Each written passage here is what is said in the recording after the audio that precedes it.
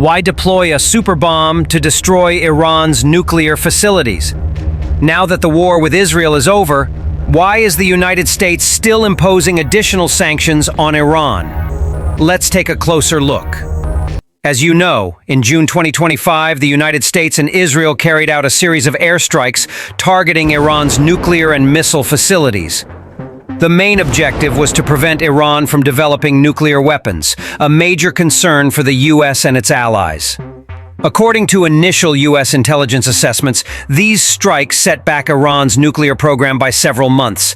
Some reports from the U.S. Department of Defense even suggested the setback could be as long as 2 years. This was a heavy blow to Iran's nuclear ambitions. But is military action alone enough? Less than 2 months later, in August 2025, the U.S. announced new sanctions targeting sophisticated financial and technological networks Iran used to bypass previous sanctions and generate what Washington deemed illicit revenue. These measures were not isolated actions but part of the maximum pressure campaign pursued by the U.S. since 2018. The June 2025 strikes destroyed the physical infrastructure of Iran's nuclear program. However, Washington argued that did not mean Iran would abandon its ambitions. A nation like Iran, with a long history of circumventing U.S. sanctions, could quickly rebuild if it still had financial and technological resources. This is why the U.S. adopted a coordinated strategy, using military force to destroy physical facilities and economic measures to block reconstruction capabilities. The new sanctions targeted Iran's financial networks, such as the RUNC transaction system and Cyrus Offshore Bank, along with tech companies like FANAP. These entities played crucial roles in helping Iran evade sanctions, generate oil revenues, and develop surveillance technologies. To cut off these resources, Washington aimed to halt their operations. The U.S. wanted to ensure Iran could not rapidly restore its nuclear program after the strikes. Likewise, FANAP was sanctioned not only for financial support, but also for developing surveillance technologies, including national information systems and facial recognition software for Iranian police. U.S. sanctions policy toward Iran has long rested on 3 main pillars: stopping Iran's nuclear and missile programs, countering its support for terrorism and regional destabilization, and addressing what Washington calls human rights violations. The latest sanctions targeted all 3. To prevent nuclear and missile development, the June airstrikes destroyed physical infrastructure, while sanctions targeted financial networks to block reconstruction. For example, by cutting off supplies of carbon fiber needed for centrifuges and missiles. On terrorism, Washington accused Iran of using financial networks to transfer money to groups such as Hezbollah and Hamas, both designated as terrorist organizations by the U.S.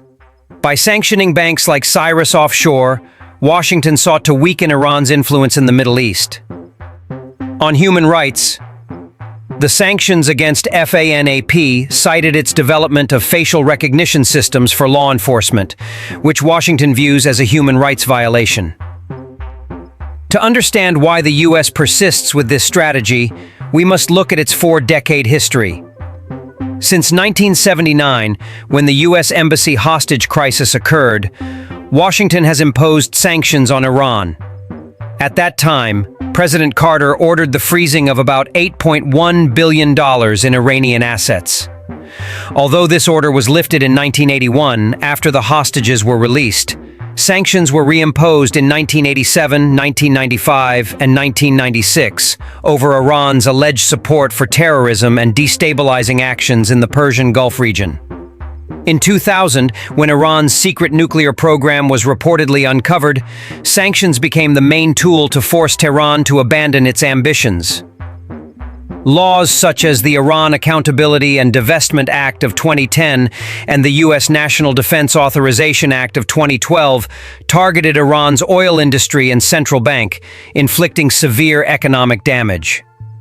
This economic pressure led to the 2015 Joint Comprehensive Plan of Action, JCPOA, under which Iran agreed to limit its nuclear program in exchange for sanctions relief. However, when Donald Trump took office in 2018, he unilaterally withdrew from the deal. The maximum pressure campaign resumed, with sweeping sanctions against industries such as iron, steel, aluminum, copper, and against senior figures, including Iran's supreme leader. Have these sanctions worked? It's undeniable they have severely damaged Iran's economy. Since 2018, Iran has suffered deep recession, soaring inflation, currency devaluation, and plummeting oil exports. The latest sanctions further weaken Tehran's financial capacity, especially by targeting oil revenues and surveillance technology. Coordinated with airstrikes, this shows Washington is using every tool, military and economic, to constrain Iran.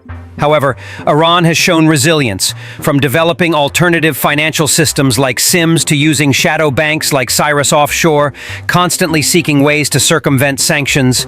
In the long run, Iran may continue to bypass U.S. sanctions, especially as U.S. tensions with Russia and China grow, and those two countries maintain strong ties with Tehran.